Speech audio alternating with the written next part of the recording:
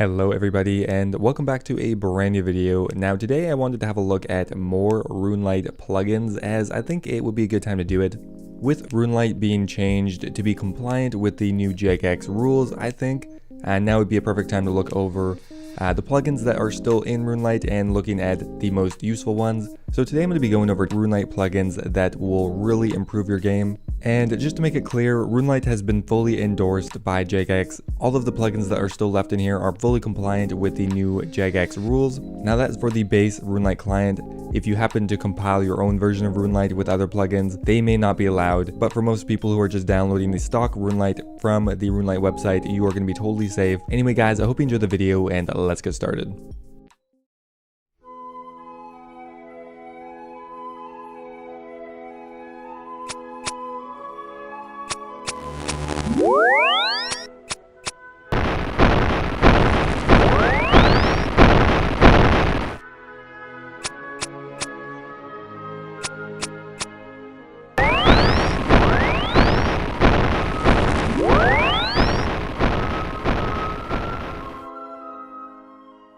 Okay, first up here I wanted to have a look at the music plugin because it's one that is really dear to my heart.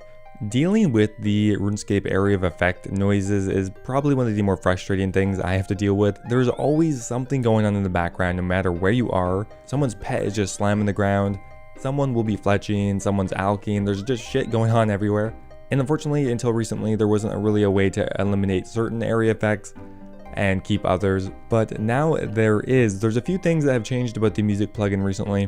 Now first up here, the plugin is actually just called music, so we're just going to go ahead and type music and then we'll go ahead and configure it. So first up here we can mute other players' area sounds.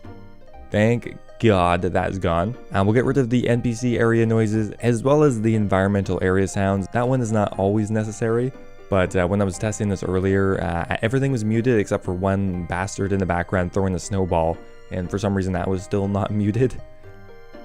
But between these four options you will be able to mute every single area, but between these four options you'll be able to mute every background sound effect. However, what is nice is it doesn't mute your own sound effects. So for example, if we teleport, you can still hear the sound effect in the background. Very useful for me and for others to not get confused. And if you didn't notice, RuneLite actually added in a new feature recently that allows you to more accurately set your volume levels and sound effect volume levels. So instead of only having like 5 different options, you can actually switch between probably maybe 100 different settings. It's just way easier to set your volume. Okay, the next plugin here isn't anything new, but there's quite a few new features with it, and that is the world map plugin. Okay, so the world map plugin, you probably just want every single feature on. All of them are useful, none of them are intrusive. Now there's a few things I want to highlight here. First up here, quest completion on the map. For example, we can see the quest icons here have a check mark beside them. However, if you haven't started it yet, it will just have a red X. How the fuck have I not done this quest yet? Okay, so that's really useful. Another feature on the map that is new, it's actually possible to click on some of the travel location and it will move the map to where it actually goes. So if we click here, it'll move to Port Sarim, Intrana, move us up to Intrana, and back again. I don't think all of these work, but if we click here, Corsair Cove, Charter ship probably doesn't work because there's multiple options. That one doesn't work for some reason. But anyway, a very useful feature, especially if you're new to the game and you're not really sure where all of these boats go to. And my personal favorite, if we just go here and go to an underground area, is the addition of these yellow squares. And when you hover over it, it'll put a line to where it actually goes to, because it can be very hard to visualize where these chambers are, where the doors go to, because the laws of physics and space don't seem to apply here. Now next up here we have a quick simple update to one of the existing plugins, and that is the World Hopper plugin.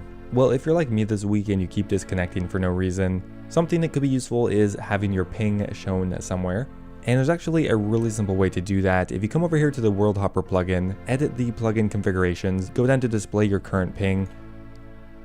It will show you, wow, that's really small. It's going to show you your ping in the top right corner, which is very handy to know. We have 93 in this world. Let's just hop somewhere else. Go to a German world. And it's changed to 273, so it's significantly worse here. That makes sense. And a very easy way to look at the world with the best ping for yourself is to come over here to the world switcher icon in your sidebar and then organize by ping. So we can see that the best world that's not a Twisted League world is this one, 435. Now, one extra use of having the ping in the top right corner is that you may have prior warning to maybe a disconnect or a huge lag spike. so you can just get the hell out of there. Okay, next up here I have another really useful plugin, and it is part of the menu entry swapper plugin. Now what we're looking for here is the customizable shift click. It should be on by default, but if not, you just have to come over to menu entry swapper and turn the very top option on. Now what this does is it allows you to configure what you want the second option or your shift click option to be for every individual item. So by default, pretty much all of them are drop, which isn't that useful for everything. So for example, if we wanted to change our skill cape, which has multiple options, we could do that. Now what we want to do is we want to right click on our inventory and go to configure shift clicks. And from here, we're going to right click on our skill cape and change it to maybe the teleport option. After that's done, we're going to go back to our inventory and click save shift clicks. Now what that has done is whenever we shift click on our strength cape, it will go to the teleport option as opposed to dropping it, which is by far a lot more useful. This can be very useful for skill capes, skilling, PvP. It has a ton of uses and probably the most universal and flexible plugin on this list. Okay, next up here I have a really nice one for all of you Ironmen out there, and especially the unique special snowflake Ironman, and that is the random event plugin. It's not on by default, and there's a few different things that this plugin can do. First up here, it can notify you of any specific random event that you want. So for example, most people want maybe surprise exams, genies, and I guess maybe the mysterious old man, hoping that it is the maze random. And what you can also do is essentially hide any menu options from other random events. Now this won't hide the model, but it will disallow you from clicking on it, which I think is a very useful option as well. And from here, we're just going to turn that on. And now there's not any random events around, but I have tested this in the past and it does work. The notification will be a push notification in the bottom left.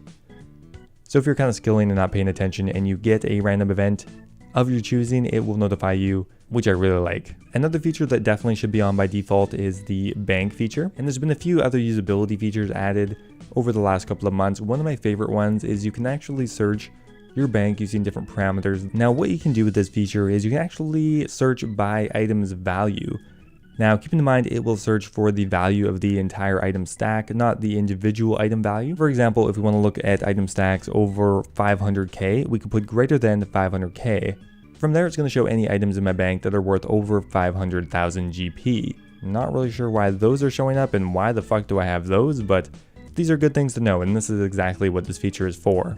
I believe we could also do less than 100,000 GP, which is pretty much every item. We could do between 100 and 200, and that's going to show exactly items in this price range. And we can also search by high alch value. High alch greater than 50k. And that will show any items that have a high alch value of the entire stack that is higher than 50k. A very useful feature, and I'm very happy they added it. Wow, that is a really creepy camera angle. Did not mean to do that. Now the next plugin I want to look at here is the items kept on death plugin. Now this is something that was created by RuneLite, and they have stated that it is not 100% accurate. Death mechanics throughout the wilderness with untradeable items. The mechanics are a bit muddled, and nobody is 100% sure exactly how it works. However, the thing we know for sure is the default items kept on death interface is very flawed. Now what we can do is we can turn on the items kept on death plugin from RuneLite, and it will give you additional information and more accurate information. If we go ahead and click on it, we can see a bunch of different items here. So for example, if you were skulled, it will show you which items you're going to keep. We can toggle if we're in low level wilderness, so from level 1 to 20. We're just going to keep these two untradables. That's very interesting. And we can toggle if we're in deep wilderness, so 21 levels plus. It shows we will keep nothing. We can toggle if we have the protect item prayer on, which means we'll keep our berserker ring. If we are not skulled, we're going to keep these 4 items. If we're in low level wilderness, we're going to keep these guys. It's just a lot more accurate in a lot of different situations to show you which items you're going to keep and which ones you're not. However, if something is wrong here, you can't blame the developer. They've admitted that it probably is not 100% accurate, but mostly. And the very last plugin I want to look at today is actually the ground items plugin. Now there's been a few other features here that I have actually found quite useful. Now there's been a few other features added recently that I find really useful. The first one here is only show loot. For an Ironman, again, very useful. It will only show you drops from things that you've killed, so either NPCs or players, although you probably aren't going to be PKing on an Ironman. So with this enable, you're not going to see other players' loot. Not recommended if you're just a main account, because you may want to pick some of that stuff up. So for example, if we're in this clusterfuck of a world, we can see that the ashes are on the ground, but if we turn this feature on, they will disappear because they're not our loot. Although theoretically on an Ironman you could pick those up, but I don't think it makes that distinction. And the other feature I really like now is the show despawn timer. So for items that you've either dropped or gotten as loot, you'll be able to see exactly when they're going to disappear off the ground, which is very useful if you're an Ironman and juggling clue scrolls. If you're just waiting to get that perfect shot and then your Abyssal Whip disappears off the ground, it's just handy to have. It'll show you exactly when you need to pick things back up. For example, if we go ahead and kill this imp here, you can see these green orbs in the left corner is the amount of time they will be on the ground for. Now keep in mind that doesn't indicate when other players can pick them up, but just until they will despawn. Anyway guys, that is going to be it for today's video. I hope you found it useful. If you did, I would appreciate it if you left a video a like, and I will see you next time.